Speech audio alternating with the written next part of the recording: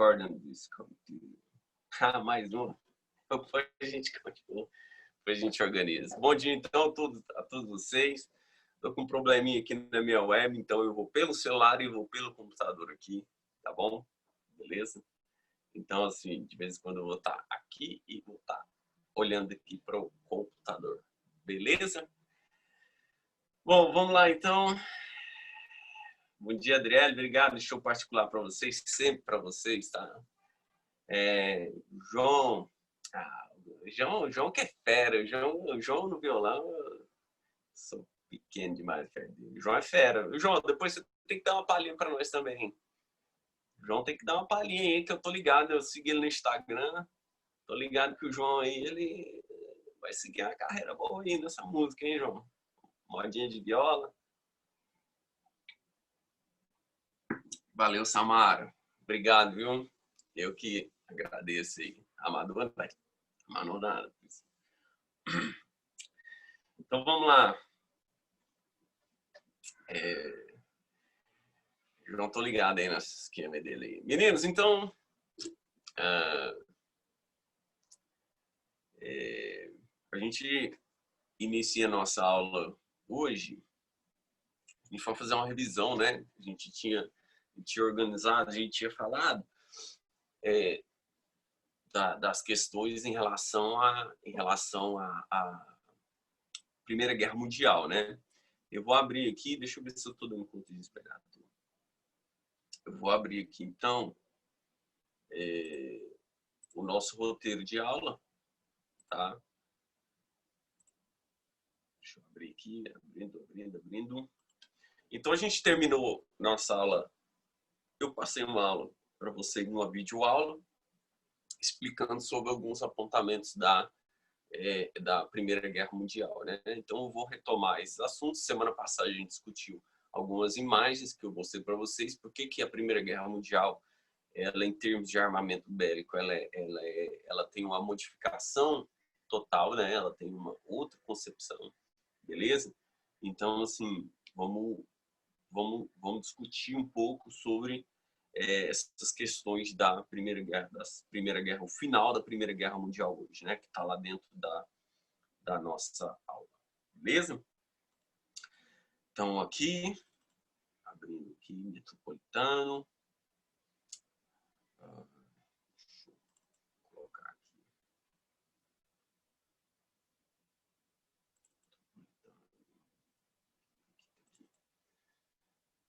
Computador cooperar, né? Aqui.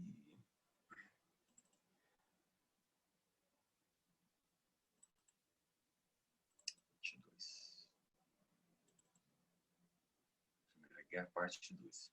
Então, beleza, eu coloquei assim, lá no roteirinho, eu expliquei para vocês, eu deixei na nossa última aula, eu deixei para vocês. Aí eu falei sobre a questão da finalização da Primeira Guerra Mundial. Só recordando, assim, um aspecto geral do que a gente falou da semana passada. Falei no vídeo, falei com vocês que a Primeira Guerra Mundial, ela foi a chamada Grande Guerra, né? Ou seja, era para ser a guerra de todas as guerras e finalizar, e acabar. Então, o que acontece aqui dentro desse conflito?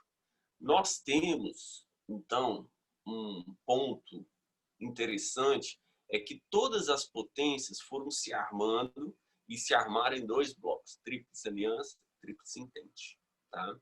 Aliança lá em 1822 e a Tríplice Entente em 1907. Então, são dois blocos antagônicos com países antagônicos, são potências antagônicas que estão ali inseridas dentro dessa questão. E aí, o que nós temos aqui de fato, tá? É um conflito que parecia, todas as potências achavam que era efêmero, só que o que nós acabamos observando dentro desse fato foi que esse conflito, ao invés de ser efêmero, ele acabou sendo que um conflito prolongado, né? E isso vai contribuir decisivamente, para que a mortandade, os novos armamentos, aquela política armamentista que ocorreu desde o século XIX e chegou até o século XX, ela provocasse uma mudança geral. Por quê?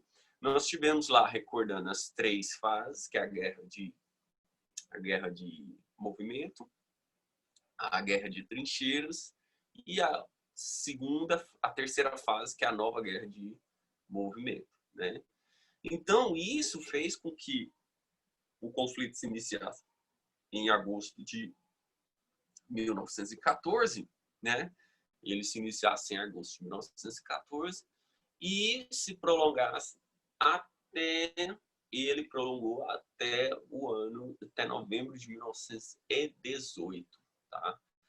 E isso vai fazer com que a tentativa de investida da Alemanha, a Alemanha que estava no Segundo Reich, que era um império constituído tudo, a tentativa de conflito que existente ali dentro dessas questões, do envolvimento, o neocolonialismo e tudo, ele viesse a deflagrar nesse ambiente europeu, tá?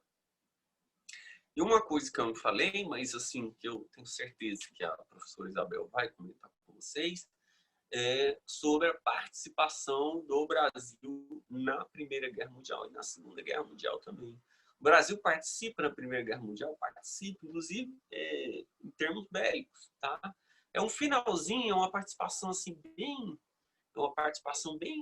diminuta, bem na Primeira Guerra Mundial, né? Que eu tô falando. Na Segunda não. Na Segunda teve a FEB, a FAB, que eu, inclusive até ano passado, eu consegui explicar isso para vocês, né?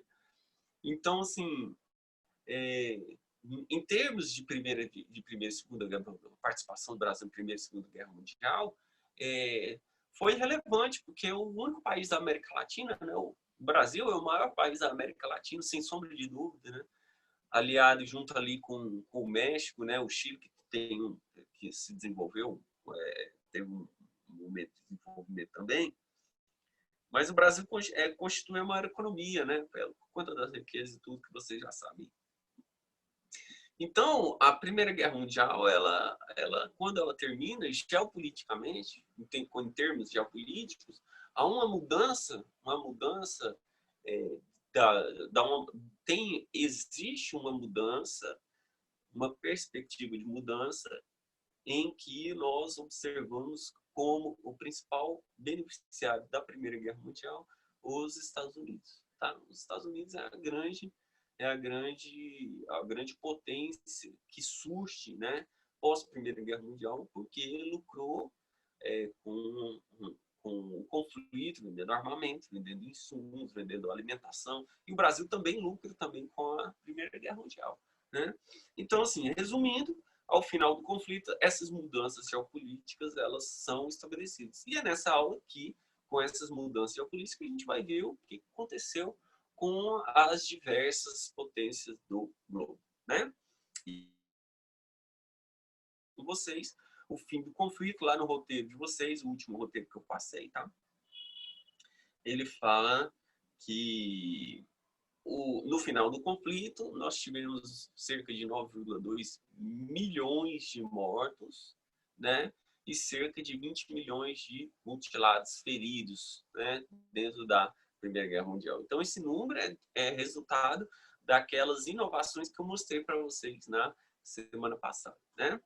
E aí, o presidente americano, né? Vocês que leram o capítulo, vocês sabem, o presidente americano chamado Woodrow Wilson, ele vai estabelecer, ele vai tentar ser o grande intermediador aí do final do conflito.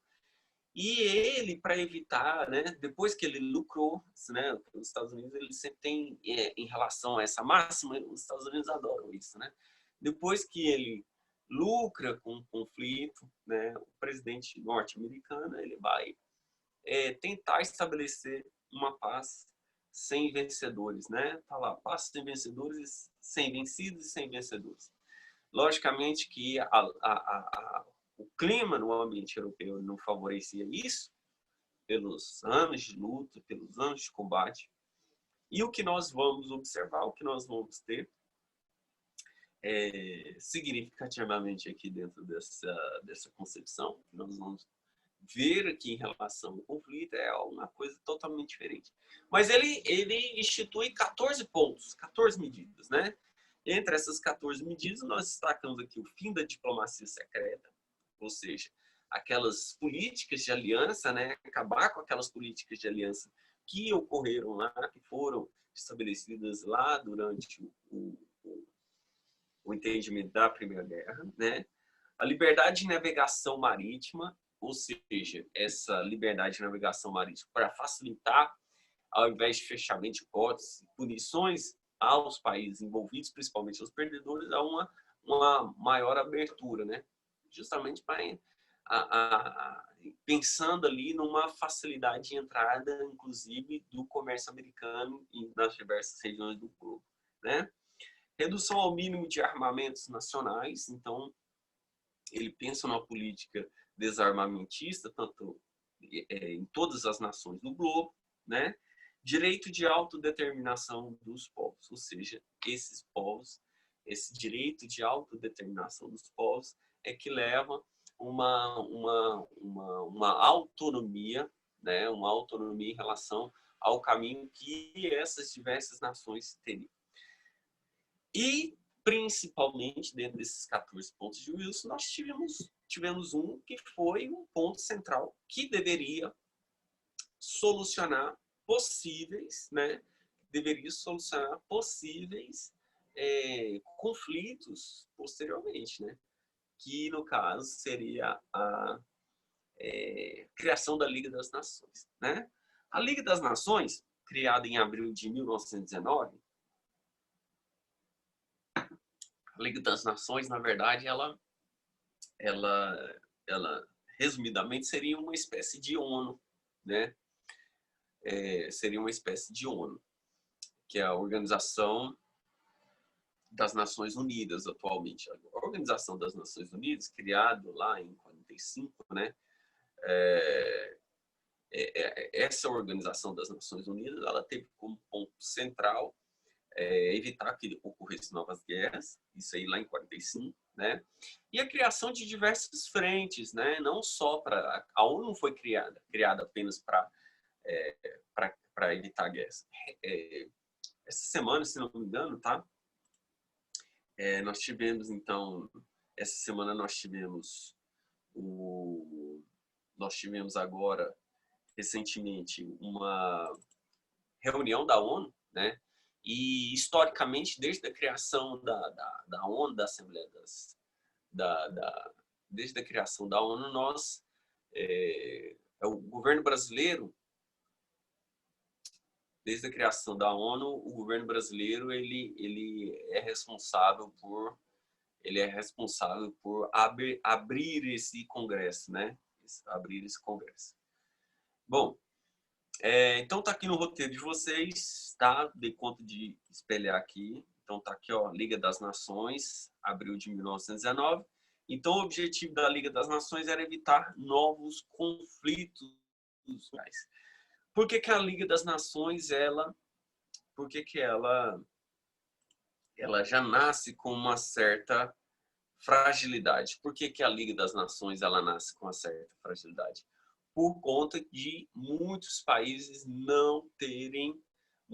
acabaram não se integrando à Liga das Nações e muitos países não aderiram, não formalizaram a sua participação na Liga das Nações. Isso acabou contribuindo decisivamente para que a Liga das Nações já nascesse enfraquecida, diferentemente da ONU, né? A ONU pós-Segunda Guerra Mundial, ela abriga ali uma diversidade de países, né? Então,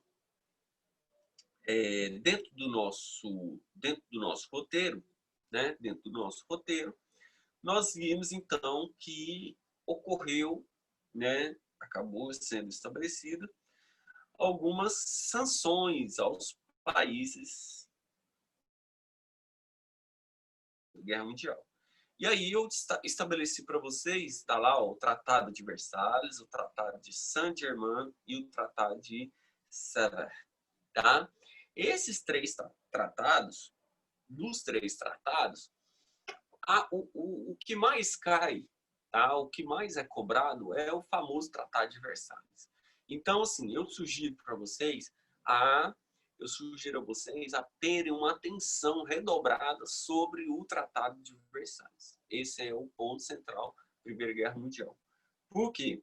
Porque o Tratado de Versalhes ele te dá muitas determinações em relação à Alemanha. Inclusive, o Tratado de Versalhes ele vai ser cobrado um pouco ali na frente. Eu vou explicar para vocês. O Tratado de Versalhes ele representa não só uma derrota à Alemanha, mas o Tratado de Versalhes ele vai representar uma humilhação aos alemães. Tá? Então, assim, eu sugiro a vocês a virem aqui comigo, tá? E observarem quais são as sanções do Tratado de Versalhes. Então, lá, determinações e punições severas aos alemães, tá? Determinações e punições severas aos alemães. Vamos à observação.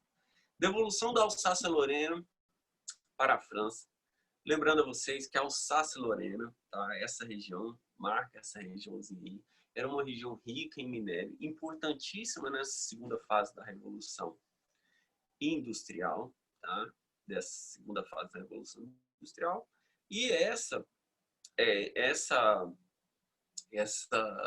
devolução aos franceses vem desde a época franco-prussiana, da Guerra Franco-Prussiana em 1871. Os franceses perderam esse território. A Alsácia-Lorena é uma região que faz fronteira, com todos os países, né? Faz fronteira com a Alemanha e França, né? Então, assim, ficou fácil. Você dá uma olhada lá no livro de vocês. No livro de vocês tem o mapazinho lá e é uma questão que sempre é cobrada também. Vocês vão ver na avaliação também de vocês, né? Bom, o que aconteceu também? A Alemanha ficou obrigada de ceder aos vencedores os direitos sobre as colônias ultramarinas. O que significa isso? Todas as regiões não coloniais que tinham adquiridas pela Alemanha foram passadas para as potências vencedoras, no caso França e Inglaterra, tá? Principalmente França e Inglaterra dentro desse contexto aqui, tá? Outro elemento que eu posso destacar para vocês foi a entrega da exploração do carvão na bacia do Sarre. Essas regiões são muito importantes, por isso que eu falei, olha, precisa de um mapa para que vocês não se percam aqui, né? Então, assim, a bacia do Sarre é uma região também fronteiriça entre Alemanha e França. Então, você dá uma olhadinha lá no mapinha, lá está estabelecido.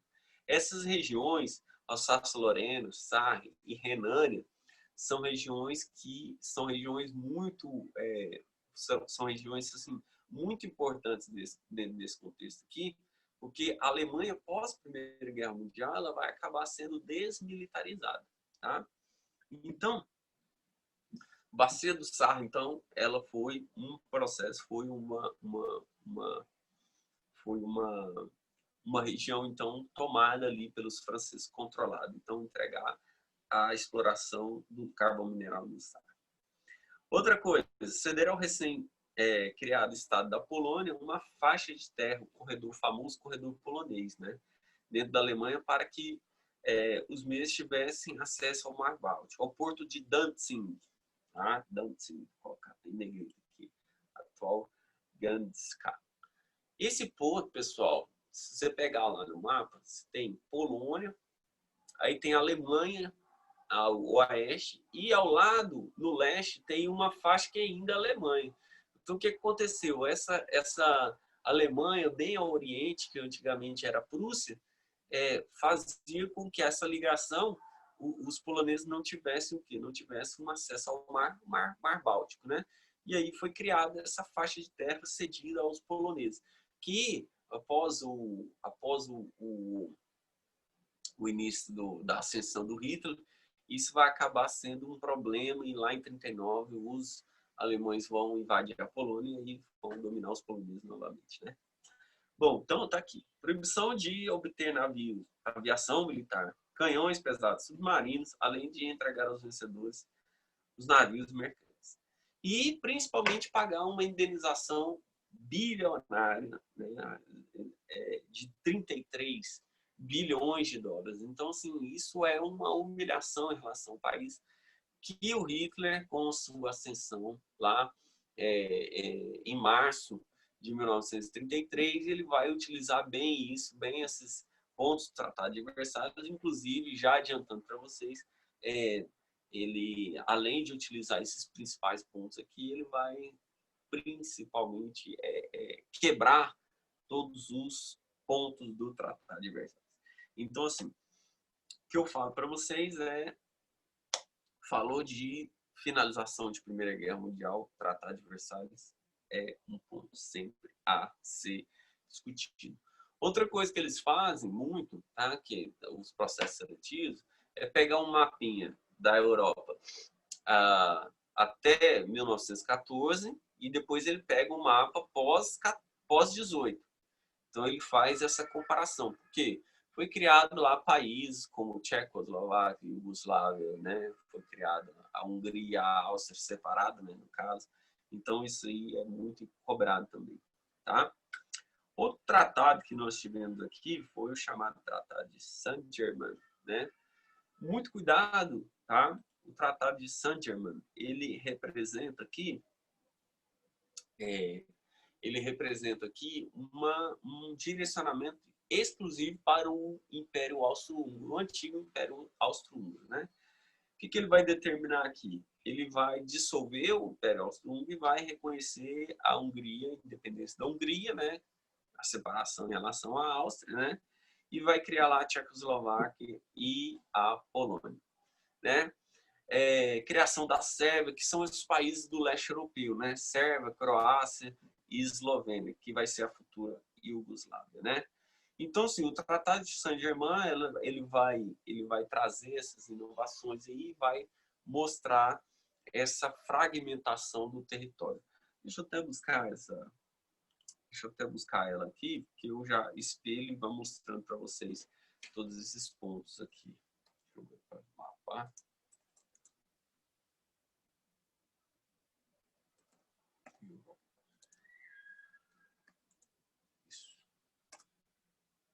Então, assim, todas essas resoluções, todas essas questões, ela vem a calhar junto com os principais pontos aqui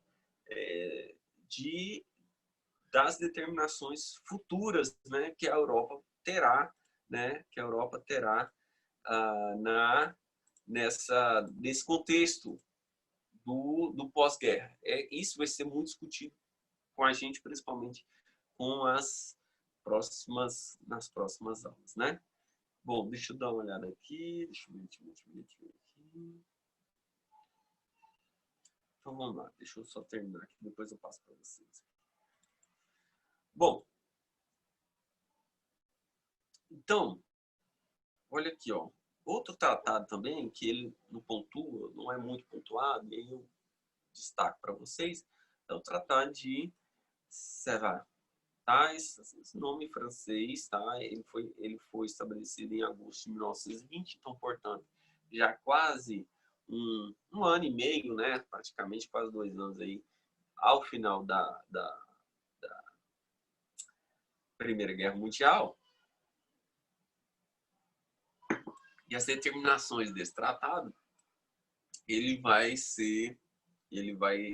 ficar integrado, ele vai consolidar a desintegração do Império Turco-Otomano, ou seja, o Império Turco-Otomano, lembrando a vocês, tá? Isso aí é importante, interessante a gente estabelecer.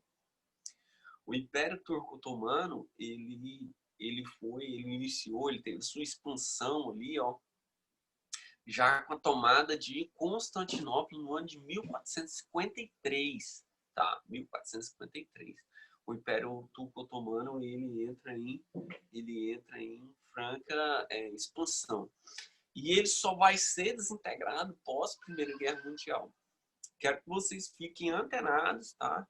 Principalmente aí quem é que dá geopolítica para vocês, geografia e atualidades. Está tendo um conflito, novos ataques na Europa, tá? entre a Armênia e Armênia e Azerbaijão, se não me engano, que eu vi essa notícia foi ontem, tá? Então, e aí mostrou um lado, por exemplo, falou que os turcos se aliam ao Azerbaijão, né? E os armênios têm tem um contato e tem uma força política ali que vem da Rússia. E por que isso? Os turcos dominaram, o Império Turco Otomano dominou os armênios durante toda a Primeira Guerra Mundial, inclusive sendo responsável por uma verdadeira carnificina dentro da Armênia, durante a Primeira Guerra Mundial. Então, o Império Turco Otomano aproveitou o conflito para tentar fazer uma limpeza étnica ali dentro do território armênio, né? Até hoje os turcos não aceitam essa responsabilização, mas de fato foram eles que levaram um verdadeiro genocídio dentro da Armênia, né? Então isso é uma questão diplomática, isso fere muito uma questão diplomática existente ali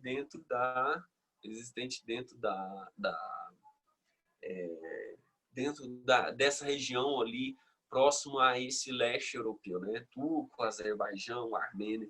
Então isso é muito sutil, então você tem que ficar de olho nesse conflito que está rolando agora, tá?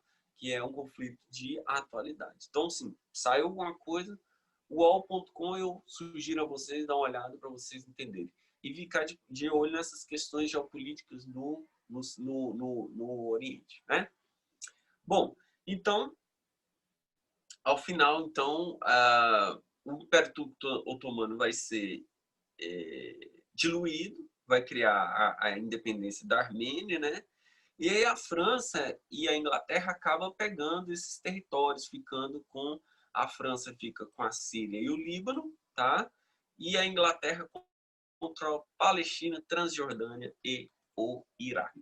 Então tá aqui, foi esse roteiro, foi essas as questões que nós discutimos, né? E aí, meninos, é o seguinte, as provas de vocês farão prova até quando? Mostrei no chat.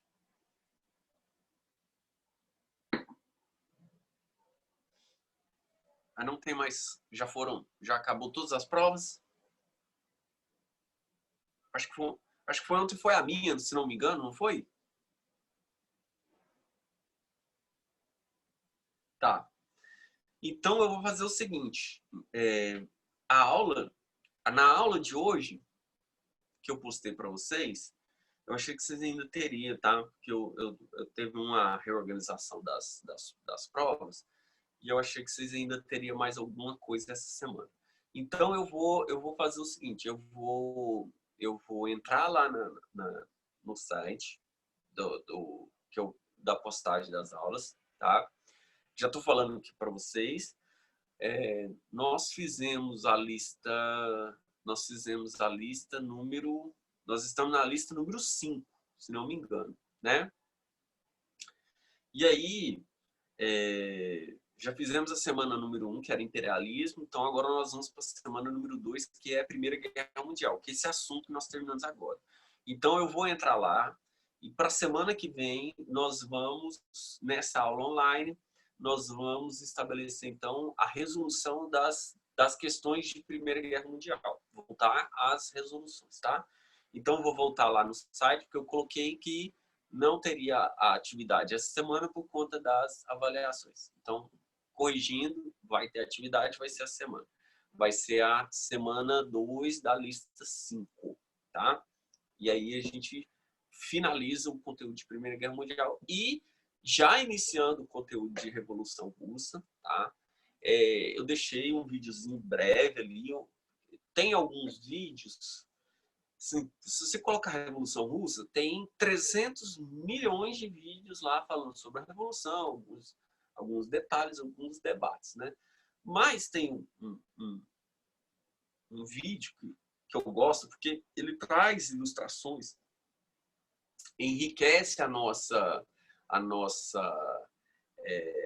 o nosso debate iconográfico, ou seja, de imagens. Então, assim, esses vídeos já, que são todos eles mais elaborados, mais organizados, eu sou favorável a vocês assistirem. Então, eu tenho um canal que é muito interessante, que é o mesmo que eu trouxe, o canal que eu mostrei para vocês da Primeira Guerra Mundial. Eu vou abrir o nosso debate sobre a Revolução Russa com um videozinho lá de 10 minutos falando sobre os antecedentes da Revolução Russa. E é muito interessante que vocês tenham isso. Vai ter o roteiro de aula, tá? Vou enviar o roteiro de aula para vocês na nossa próxima postagem, mas já assista esse vídeo, tá? Para a gente começar a debater sobre a Revolução Russa, tá? Então assista esse videozinho lá, organizadinho e tal. E depois, na semana que vem, a gente inicia e já fecha a Revolução Russa com o roteiro. Coloco para vocês para entrarem agora dentro